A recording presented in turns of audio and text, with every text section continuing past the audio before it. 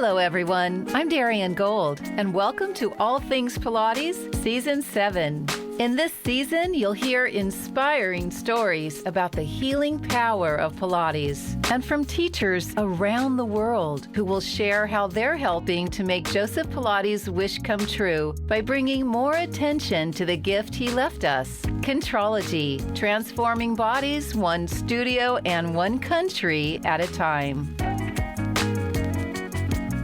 This season features stories about illness, injuries, and health challenges, and how Contrology has influenced and reshaped those stories. For our first episode of Season 7, I'd like to introduce you to my guest, Ale Sain, a Pilates studio owner in Costa Rica and creator of a new type of Pilates certification program, which she'll discuss later in the show. But first, it's Ali's extraordinary experience of how she discovered the healing power of Pilates.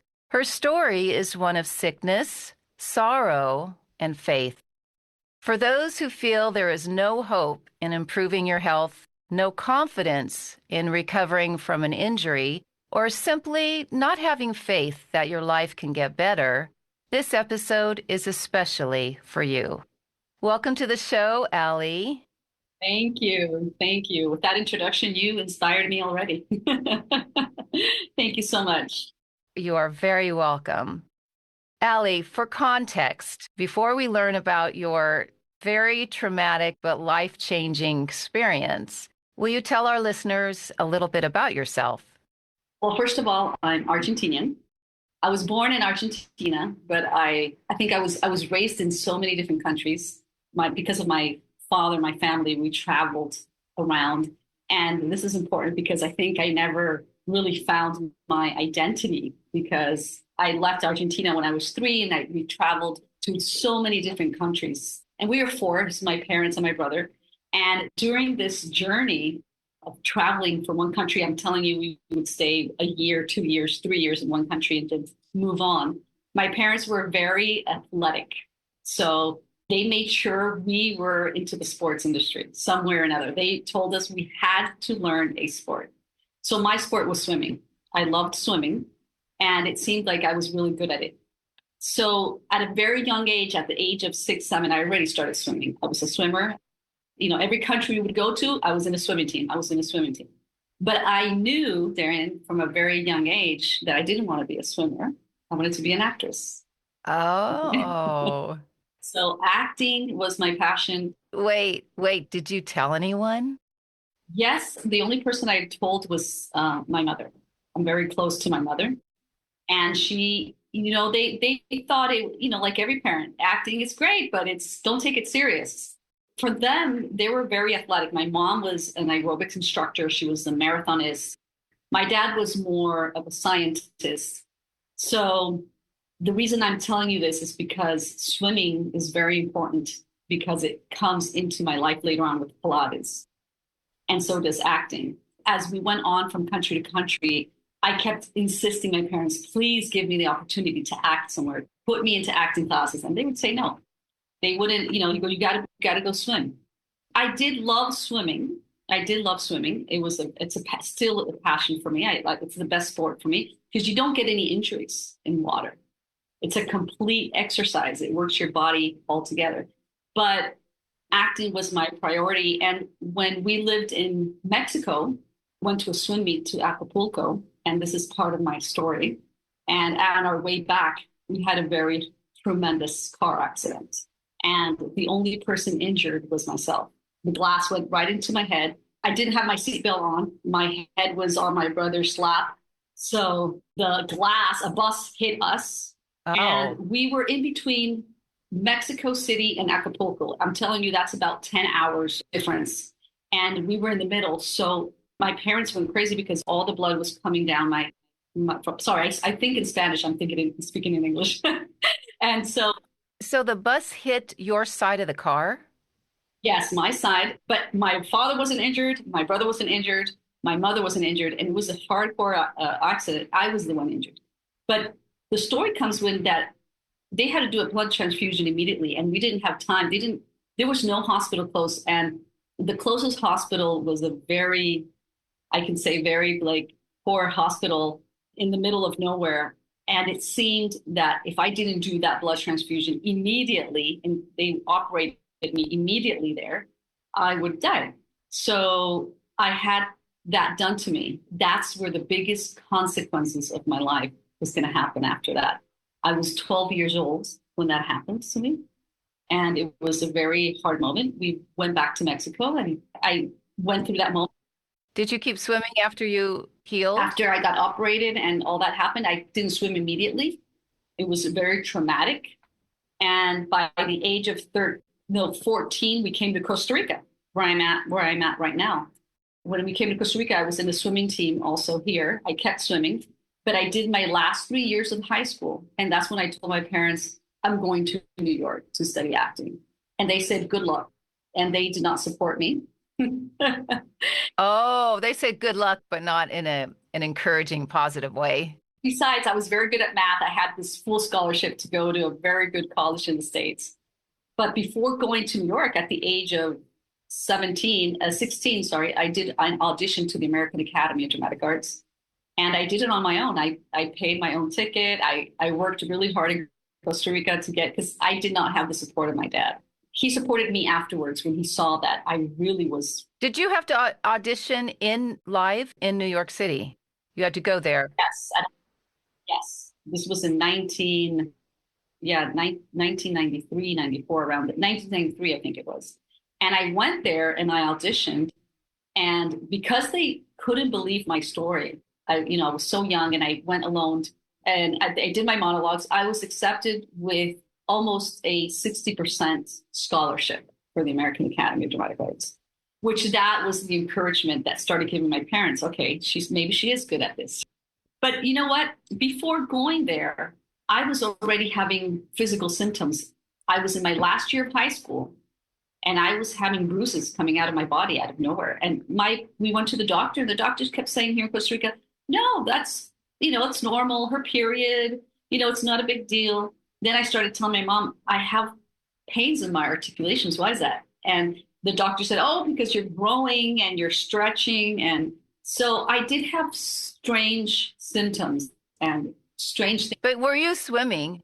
Was this happening while you were swimming? Yes, I swam until I graduated high school. Yes, I swam until I graduated high school. But after that blood transfusion, I was around 12. By the age of 15, 16, I started feeling things in my body that were not normal. But they kept telling me it was normal. They didn't put two and two together.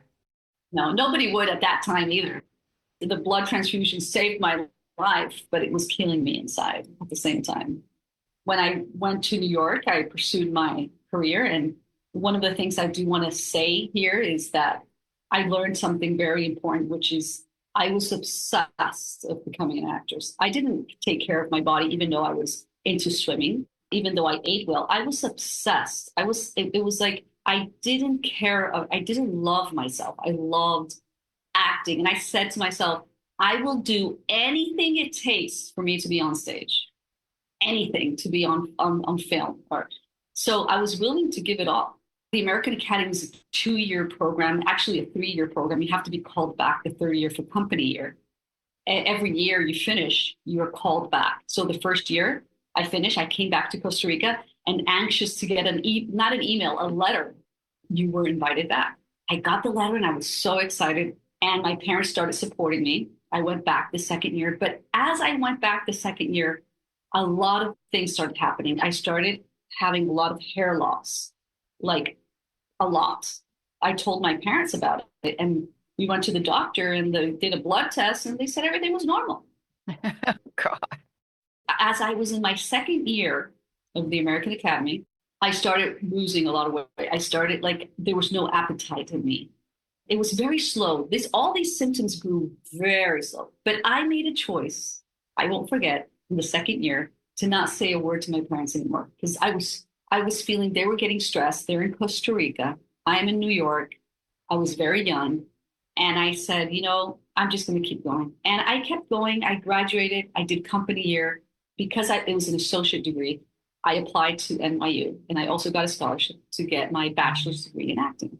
As I was in that process going to NYU, I was already doing off Broadway. I was doing TV commercials. I was doing pretty good as an actress. What years are we talking? I finished the American Academy in 1995, and then I was entering 1996 for NYU. I was going to do 3 years there because they recognized my associate degree from the American Academy. But before graduating is when my body just didn't resist anymore. I started having a lot of pain all over my body. And were you eating or you had no appetite at all? There was no appetite because when finally I was going through the process, I mean, there was no appetite because there was a lot of pain in my throat. And it seems like everything was inflamed in my body. So my organs were affected. My articulations were all inflamed. It's like if you're a big inflammation all over your body, even though. Were you scared? No, I wasn't. You weren't scared. No, I wasn't scared because I was obsessed. I realize now if it would happen to me right now, I would be scared. I was just so at the same time naive. I thought I was invincible. I thought, no, I thought nothing was going to happen to me because I don't know why. Because you were obsessed. Yeah. And as I kept going, I knew something was wrong. And I said inside of me, if I have to die, I will die on stage. And I was ready for that, believe it or not. I think maybe I was a strange soul in that moment, but I didn't think about the pain I was going to leave my parents, the pain I could leave my family, myself, and what kind of example. I never went to the doctor from the second year of the American Academy until almost graduating from NYU. I had decided to just not go anymore to doctors because I did go a lot to doctors when I was in Costa Rica, and I was very tired of that. And they wouldn't find results. So I started wearing wigs. Oh, because your hair had fallen out that much. Yes, I had patches and yes. Oh, yeah. You would see holes in my hair. My hair was very long. So I started wearing wigs. I cut my hair short and I started wearing a wig. And people, note. And I just, I'm an actress. I want to change. Get into character. Yeah, I'm in character. And as I was in my Alexander technique, and they would give us Alexander and Feldenkrais in college, I was taking Alexander and the teacher says, you don't look good. And I fainted in class. And that's when they take me to the hospital. So you fainted. Was your wig on or off? It fell off when I fall. Oh, you fell. The wig that you were wearing. We're sitting on chairs doing Alexander technique, the neck extension and just feeling the technique. And I fall and the wig falls off. And it was a shock to everybody. That's when they take me to the hospital. And that's where the truth comes out, when they finally diagnose me and tell me what I have. And they call my parents. But it was very. What did you have? I was diagnosed with there's two types of lupus. I had a lupus. There's the skin lupus. It's an immune sickness.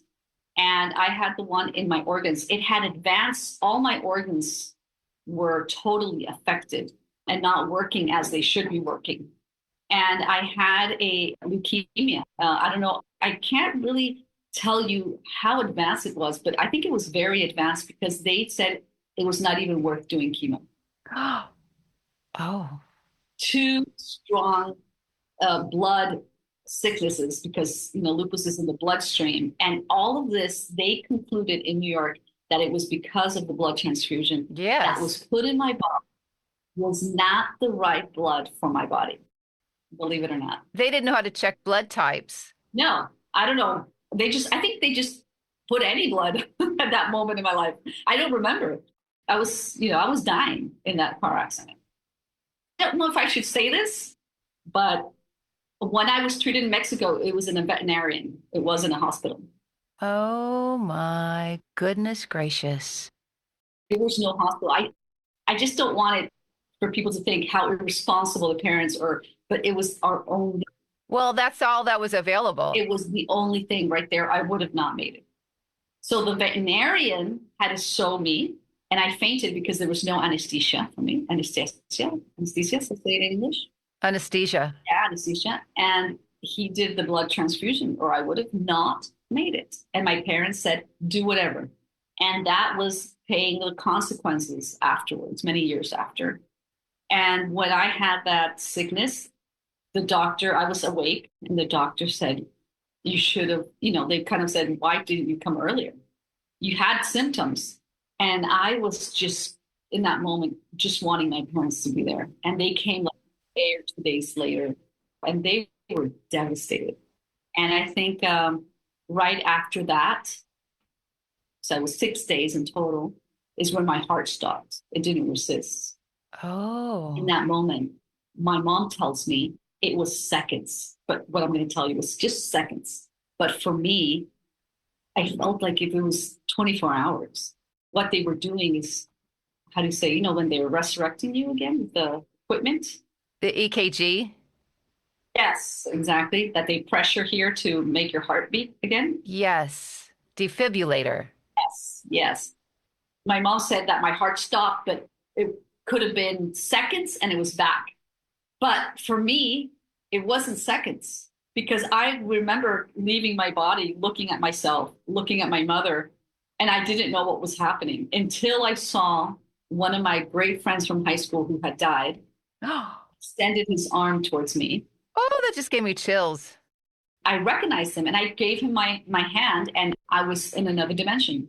I was somewhere else. And it was this beautiful, and this is where my life changes because it was this beautiful place. I can't tell you if there's what I was feeling, seeing my parents, because when I came out of my body, I looked at my parents, but immediately I saw my friend. And immediately, with no doubt, I take his hand and I leave with no doubt. I go to this beautiful place. When you took his hand, did you actually feel the pressure of his hand? No, because all you feel is energy. What I felt like his body, what I was going to say, this place that I went, you do recognize people, but the body is not like our bodies. So it's like particles of light. And as he extended his arm was transformed in the moment. So his body was being made as he moved. It's not like it's a static body. Like if the person would be walking, the body's formed as they walk. And it's like particles of energy and light. But you do see the nose, you do see the mouth, you do see the eyes. Did he smile at you or say anything? No words whatsoever, just a smile, just a smile. And in this place, I saw old people, young people. But what really impressed me was how beautiful the place was. Like the city, it was like I would see a city, and the city was all of energy and crystal and the blue water, and it was all crystal-like. At one point, and I think this was very important for me because I just saw a line like a wedding, like if you were walking down an aisle and there was a whole bunch of people, but they were like angels at the same time, and this beautiful light that people talk about. And I did see that beautiful light. And what I saw was what I felt, not saw, what I felt was a voice, but I can't tell you what language. It's not English, it's not Spanish, but the voice spoke to my spirit, is what I feel. What I understood, it said, are you sure, Alejandrina? Which my name is Alejandrina, my full name. And right there, all I remember is turning my head and seeing my mother crying. And I was back. See, I was asked, I think, if I wanted to continue because my head turns and I woke up. I mean, I woke up in my body. I was there in my body. When I was back in my body, it was very impressive because I didn't really wake up. I woke up from being in that place, coming back to my body, but I couldn't open my eyes. I couldn't talk. And I know, I didn't know that in the moment, but I was in a coma. So I came back. I don't know other people's experiences, but in my experience, I could hear every single word, but I couldn't express. I couldn't wake up. I couldn't talk, couldn't say anything, but I could hear everything. And that was the hardest thing for me because I felt like I was in jail in my own body. I felt I was trapped. And that's the moment, Darien, that I said, oh my God, there's life after death.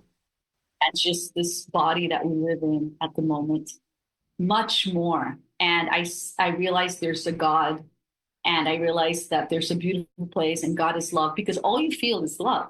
There's nothing else but that. So when you feel that amazing, empowering love, you realize there's much more to life than just dreams and passions and things that we want to go for. And obsessions. And obsessions. Obsessions that all have obsessions, and it's important to let go of these obsessions. And it doesn't mean you don't have to pursue your goals and your dreams. Of course, you want to pursue them. But when they become an obsession that you have nowhere else to look and you're just into that, it's when you can really get into chaos in your life. And you realize that you convert that into a God. It's not really worth it. When I experienced that for me, what I realized is that I am loved, and I am loved just the way I am. I am loved just for who I am, and nothing has to change because I am love. I was made out of love. That's a difficult concept to embrace for many of us who don't necessarily always feel like we are loved or that we have the capacity to love. Yeah, that is true. That is true. And you don't have to go through an experience like I did to feel that. But I think when you live an experience like I did, I have the obligation to tell the story. And this is why Pilates comes into my life. And I think Pilates is part of love, because if you love your body and you love yourself, you are going to understand more how to take care of yourself. And there's different ways. Listen. How to listen, how to observe yourself. You become your own observer, your own spirit. And you have to learn to take the spirit out of you and look at yourself and observe yourself. And Pilates is about observing yourselves. It's not just going to do the exercise, it's over and it's gone. No, it's a constant change.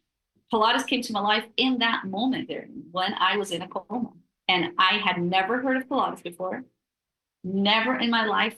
I did do a lot of Alexander technique, ballet, and all those things in college. But Pilates I had never heard of it. And I was living in New York. Oh, wow. So you're in a coma. You're at this time, in this time frame that you're talking about, you're in a coma.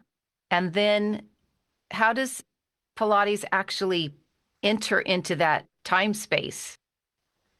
It enters because I think the coma was mostly like almost 2 months. And you have to have somebody move your body. They have to exercise your body. And I was very young still. And I had this nurse/physical therapist that was my angel that came to me, and she started moving my legs, She was the one that did all these exercises for me. She would whisper, the first thing she would whisper in my ear is, if you can hear me, know that you have the power to heal yourself. If you can hear me, know that what's impossible for men is possible for God. If you can hear me, start visualizing your body as a uniform usage where you have the power to move, to heal your organs. And I started taking that and said, I can heal. God, you're going to heal me. I can do this. And everything she told me, I would hear. And she said, I'm going to give you a little bit of movement, which is called Pilates. And I don't know if she was really doing Pilates, but she said that. And I didn't really think about it in the moment, but she always said, now point and flex, this is Pilates. But I'm going to point your toes. She would move my feet, and then bring my legs in and out. And she would say the names of exercise, which today I could say single leg stretch, double leg stretch. And she would talk to me about faith, exercise, God, and Pilates. And that moment, I remember just thinking, I have to heal. I have to get out of this. I'm going to make it. And when I do wake up, which was a miracle, the doctors said it's a miracle. And the most important part of this, Darien, is when I wake up, I have no lupus, no cancer until this. What? Yeah. What? Everything was healed. Everything was healed. I couldn't feel my legs. That was the only problem. The doctors would cry because they said, the exams are clean. You're clean. And I think it was my miracle. This is very hard because I know a lot of people that I've told my testimony say, okay, so why did you get healed and others don't? And it's true. That's a hard thing. But I believe every person has their own journey. And I believe today that when you, let's say, die, you go to a beautiful place. The people who really suffer are the people who stay, but the people who go, it's like you live in this. At least my experience is evolving in our body. We evolve. It's the same feeling. You have to evolve. But before going to there, to finish this part of my story. Hey everyone, are you ready to master your moves? I'm so excited to finally announce the long-awaited update of my 2 Studio Darien Pilates apps. You know, classical Pilates continues to take hold all over the world, and I was very determined to once again offer you a classical Pilates resource. So, my team and I redesigned these apps into one amazing app called Pilates Mastery. Included are the 5 original videos and an additional video, the first 7. Also 2 new parts, Pilates in 5 and my special series, Gold Talk. And for the cost of just 2 lattes and far more rejuvenating, Pilates Mastery is your go-to Pilates app, available in the App Store and Google Play. And now, back to the interview. I wake up and the doctors realize I have no sensation on my legs. I don't feel. They can pinch me, and they had told my parents she's going to stay like that forever. She won't be able to walk. For some reason, they didn't know why. I met the nurse, which cannot remember her name. She kept working with me, but we had to, because I'm not an American citizen, it was just getting too expensive. I had to go back to Argentina, even though my parents lived in Costa Rica. But in Argentina is where I was going to continue being treated, getting physical therapy. And she just said, you got to do Pilates. And I won't forget, write that name on a piece of paper, write it in a piece of paper, I told her, because I won't remember. And she writes it on a piece of paper. And I kept that little piece of paper for a very long time. I remember I left in a wheelchair. I told the college that I was going to come back to New York to graduate, because I had not graduated yet, to remember me, because I was going to come back. And I told my parents, when I get to Argentina, I want a Pilates. And my parents like, forget about Pilates. You got to heal yourself. And again, right, they're again against me. And I was like, I have to do Pilates, because that's what the nurse said. She goes, she helps me heal. It was a very challenging moment. I had no hair. But your language and your ability to speak was fine. And your eyesight. At the beginning, it was hard to speak. There was a time of therapy. Everything was hard. My eyesight was perfect. Everything, no pain in my body. Until this day, I have no pain. My dad is a scientist, so he kept telling me, he doesn't bother me anymore. But for many years, he goes, don't go do a blood test. Make sure you don't have lupus. Go do a blood test. And I'm perfect. I had a miracle. But the real miracle for me was my process, because the nurse told me something that really, really touched me, and I still apply it today. And she said, remember what faith really is. Faith is seeing what you cannot see. And that is faith. So you got to speak. The most important muscle we have in our body is our tongue, because the tongue is what brings life or death to you. Whatever you speak is what you'll attract in your life. So she told me, you're going to look at yourself in the mirror and you're going to say, I have beautiful hair. You're not going to look at the circumstance. You're going to believe in the impossible. And you're going to look at your legs and you're going to go, I can walk. So I did that for 6-7 months. I never said to myself, I don't have hair, and I don't, and I cannot walk, until the feelings started coming back. I started feeling, and when I went to Argentina. That must have been amazing. Yes, an amazing experience. But it's where I started believing that miracles exist. Tiny miracles and big miracles, and it really will depend on how you speak. And I really loved what she said. The strongest muscle, the most powerful muscle you have is your tongue. And of course, it's your mind, because you speak what you feel in your 5 senses, but it's the control of that muscle. When I was in Argentina, that's where my real Pilates journey started, the beginning of Pilates. Because I started going little by little. I had a cousin of mine, take me on a wheelchair. And now that I know about Pilates. In that moment, I didn't. It was a contemporary studio. I didn't know anything. So I just went wherever. And it was a beautiful studio. And the owner was very touched by my story and wanted to help me. As I was mostly on the chair, high chair and reformer, I started having feelings again. My legs started reacting, my toes, everything started coming back to me. Even though I didn't have any pain, my articulations felt weak. And I did Pilates twice a day, in the morning and the afternoon. I was obsessed. Again, this is a good obsession. And I started nonstop for a whole year in Argentina, for a whole year. The owner of the studio was so touched that she said, I want to invite you to a party we're going to have here at my studio tonight. I was walking already, very slow. I had a cane. I was walking. Oh, so you graduated from the wheelchair. Yes.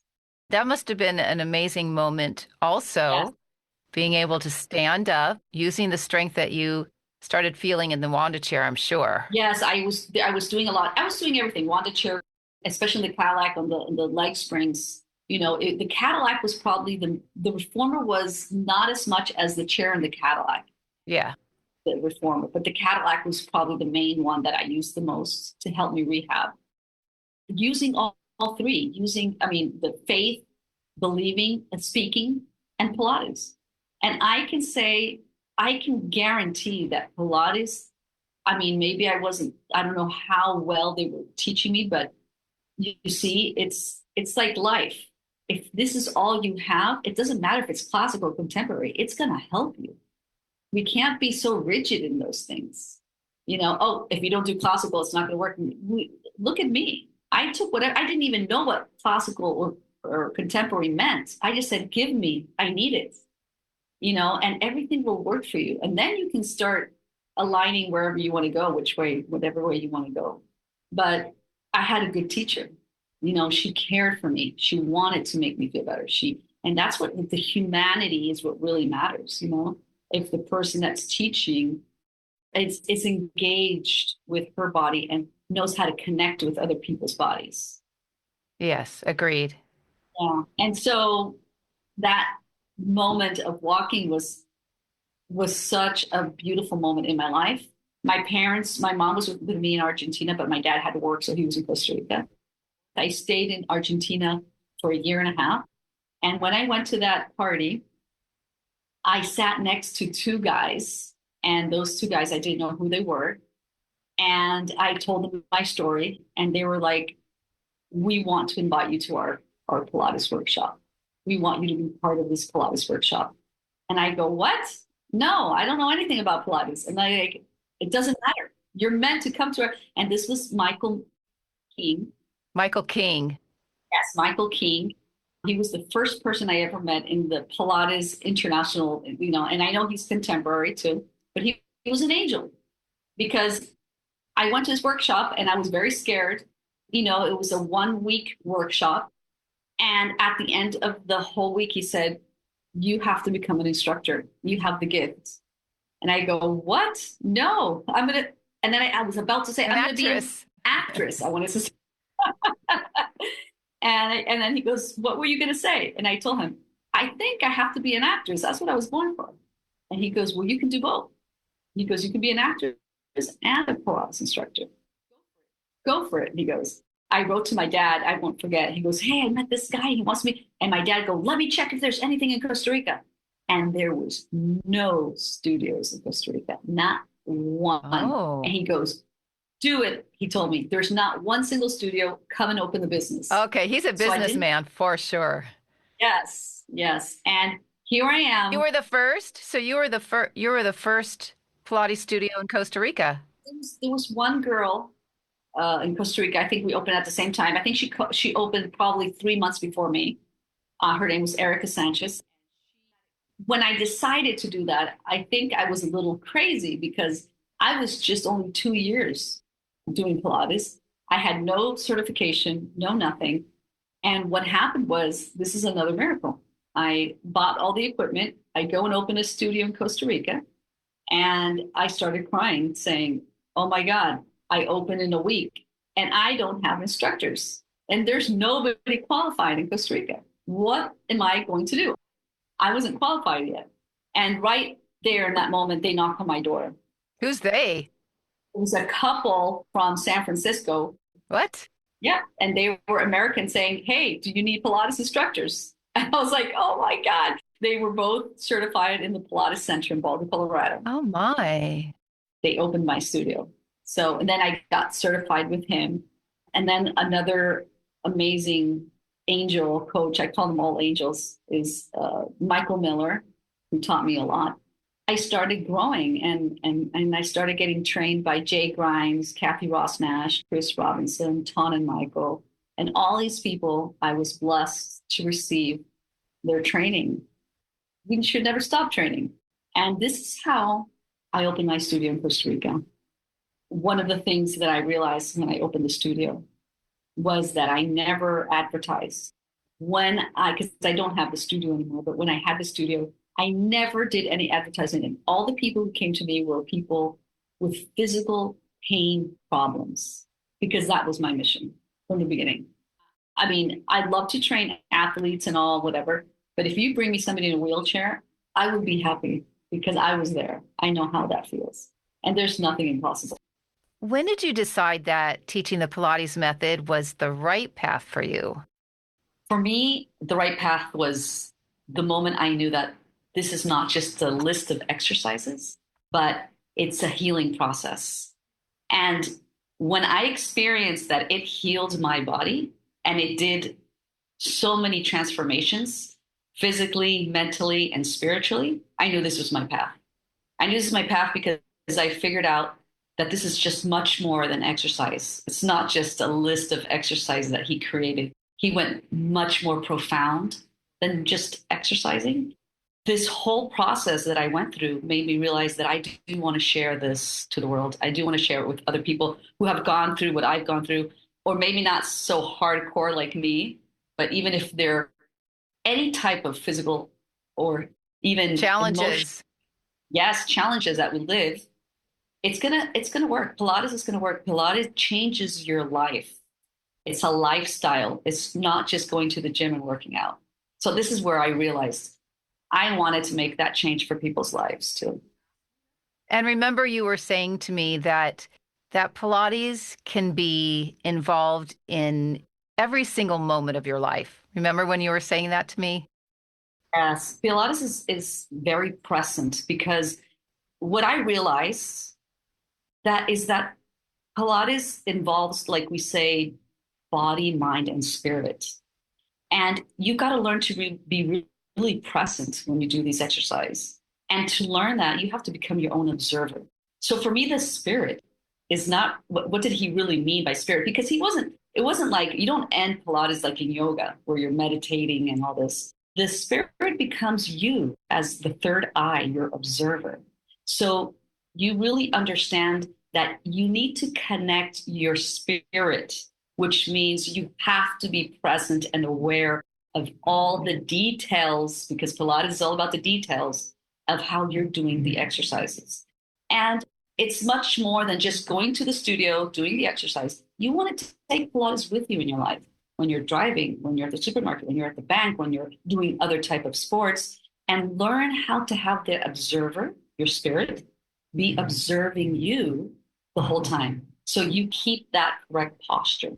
So you keep that correction in your abdominal muscles and your shoulders, the alignment that we want to create constantly, because, we're constantly fighting gravity. So if we are fighting gravity because gravity is pulling us down, we need to learn to be present and learn how to observe ourselves in a good way, not in a critical way. Does your previous acting influence how you teach Pilates? Oh, yeah. For me, it's been a gift to have learned about the Meisner technique by Stanford Meisner in New York. And it has been a gift to have learned from Joseph Pilates. I mean, learn not from him, learn the method, because I think they're both geniuses. They both say something that are equally the same. Joseph Pilates talks about being present in the moment of your exercise, and Meisner talks to you about living moment to moment, present in the moment. This helped me to understand how I have to live in the present, first of all, for myself as a person, and learn to observe myself, accept myself, and learn to be not in a critical mind, but learning to let go and feel my body in the moment of the now. It helped me as a teacher and as a coach just to learn through the acting, through the Meisner technique, how to be present with my client, how to understand, read their body, how to connect through intuition, how to read their body language. And if I'm in my head trying to think about my class and, okay, what am I going to do? I'm never going to read my client. I'm never going to connect with my client. And Meisner technique teaches you how to empty your mind. I remember an acting coach said, cut your head off, leave it outside. We don't need logic. And we need to learn to listen to the heart, to our emotions in the moment of the now. So I want to apply that. I want to apply that with my client. I want to listen to him and not be on my ego and saying, oh, I'm going to give him this, I'm going to do that, I'm going to do this exercise. I got to let it all go and trust that I know the work, and I'm going to trust it's going to work on the client. And for me to do that, I really have to be present. I really have to listen to him, listen to his body language. And you know what? We can have a class prepared, and suddenly he comes. I've had clients come literally on a wheelchair because they have a cast. My class is not going to work if I have it all prepared. There, I got to listen to the spirit, listen to the intuition, trust myself that the method works and not be afraid, and learn to connect with my clients. And this is what it's all about. This is why acting, especially the Meisner technique, I'm really talking about Meisner, taught me how to be a sensitive person, humble, and learn to let go of myself and be there for the person, be there for my client. I think that's fantastic advice because there are, as you know, a lot of egos in this community. Yeah. And perhaps it's just misguided thinking. And if we had more opportunities and been given permission, as I always say, to be a conduit opposed to the star on stage, because it's not really about you as the teacher. You have to listen to the student. Yes, Romana would say over and over again, you have to work with the body in front of you, but it goes deeper than that. You have to know how to listen and to have your intuition developed enough so you can read what that student really needs. And I'm wondering if your certification program brings this kind of thought processes in. And is that one reason why your program is different than there are so many on the market now? Yes, there's so many. And I decided after almost 14 years of teaching, after 14 years, you got to have experience of teaching before going into type of certification. I decided that in Costa Rica, there was a lack of teachers. And I was bringing teachers from the US and it's very expensive. So I said, I want to create my certification program. But because I'm an artist, because of my creative mind, I searched around. I even did my own certification, and I searched around that most certification programs worldwide, classical, contemporary, they just teach you a list of exercise and their objective and their purpose, and that's it. Maybe they'll adapt for different bodies. That's it. And I've noticed that in this world of Pilates, we have a lot of just instructors, just Pilates instructors who are kind of like a robot teaching, right? And yes, they might teach them how to vocalize visualizations, but I wanted something more. I wanted it in my certification program. I wanted to add the Meisner technique. So I did a lot of investigation. How do I add this method to my teacher's training program, which is what makes me different? And so I do teach the classical. I do teach the sequence just as Joe did it, and the purpose and the goal, and we work on that. But besides that, I'm going to teach each of my instructors how to find their creative identity. Who are they? Because they need to discover who they are to become unique in their classes, especially if it's group classes that now we have. If you've noticed, so many studios are with like 6, 8, 10 reformers. You need to know how to be creative enough to teach a class like that in a group class. And we have a whole bunch of tower mats, and you need to be creative enough. And I'm not saying that teaching Pilates is boring. I want to make that clear, right? And it could be, but some clients might find it boring. It's not for everybody. But you as a teacher, if you're going to teach one class after another, you need to know how to maintain that energy. how not to lose your purpose in listening to the client. Because at one point you're going to be in your mind and go, I'm exhausted. I want this class to be over.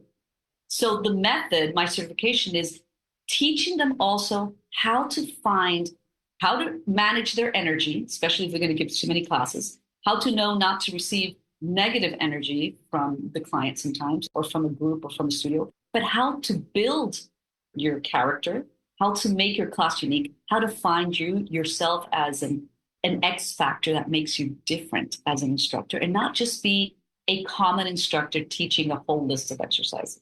Okay, You let know? me ask you something.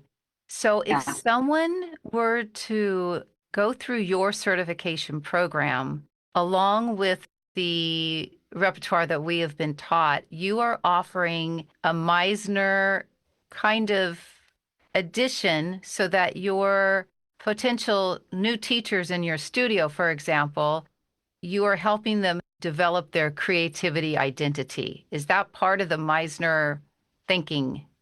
I actually called it, my own method is called FAM, Fusion Art Movement. So I adapted the Meisner because I can't really teach 100% Meisner because it's more focused on acting. Even though I've taught Meisner to lawyers, to presidents, I've taught this to corporate companies because Meisner will teach us how to fight our fears. And some teachers also, it doesn't matter what kind of teacher you are, you're going to be sometimes have a little bit of fear making because you feel insecure. And it teaches you how to get rid of your bad habits. We might have tics in ourselves. I had a teacher that always snapped her finger all the time. And it's not going to be good the whole time. Some clients going to be tired of that. So I grabbed the Meisner technique and I adapted it to movement. This is why I called it FAM, movement, art, and fusion, art, and movement. It's my own technique to teach them how to use the acting technique to teach, to expand, to find their creative. And we do experimental exercises. And Well, that sounds fun. so I work with them, challenging their minds. During my certification, they have to show me a creative class, finding themselves, finding what makes them different. It's not changing the sequence. It's not trying to put, pole dance or anything, it's not, it's them. You're asking them to be real. Yes. And I'm asking them to trust their selves, that they are special. Because when you die to your ego, you really understand how to open up and listen to your client. And that's part of the method. You've had such a journey from being in a coma, hearing the word for the first time, Pilates, in a coma, all the way to where you are now. Sounds like a really creative, open-hearted kind of certification program. What would you say the method means to you now, opposed to when you were just in recovery and healing? That's a great question. I think the method feels to me as a life-changing experience. And the method is not only here to teach us to exercise our body and have a lean body and have great muscles, or it's here to transform us as people. And first of all, learning that it's a lifestyle more than just going to the Pilates studio, exercising, sweating a bit, and then leaving. It's a lifestyle for me. It changed my life. It changed my mind because I never thought that this could help me heal and make me walk again. So how could it not be? For me, Pilates, it came to me. I didn't look for it. So Pilates Totally came to you. My goodness. yeah, Pilates told me, I can help you heal.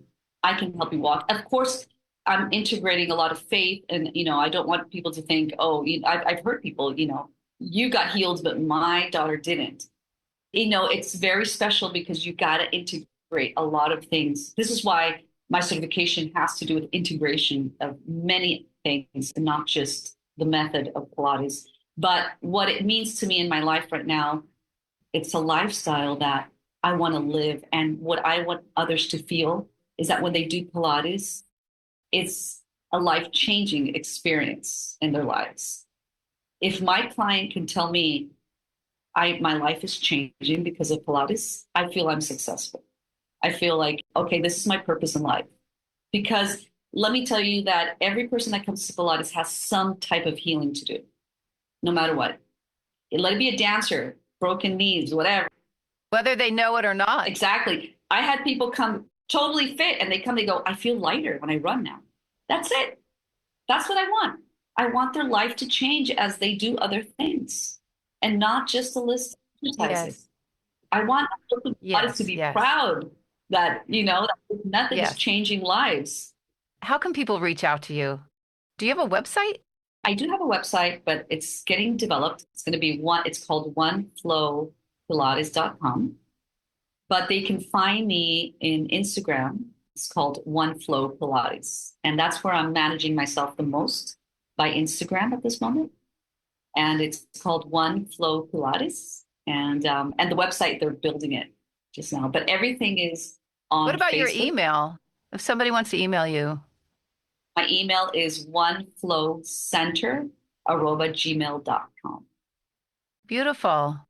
Thank you so much for sharing your amazing story and talk about healing, and keep healing yourself, and through that, keep healing others. Yes. And I love sharing this. And I just hope that the most important message is Pilates heals. All Things Pilates is produced, written, edited, and hosted by me, Darien Gold. Mastered audio mix, Fabian Romero. Original music, a.k.a. Johnny. If you're enjoying this show, we would love for you to leave a review on Apple Podcast, so you can let others know what you like or love about All Things Pilates. Also, if you're interested in helping to support this podcast, become a subscriber. It helps with the back-end costs that accrue when producing a show. To learn more about our growing community, check out our show notes. There are two ways of spreading light: to be the candle or the mirror that reflects it. Edith Wharton, novelist, poet, and designer.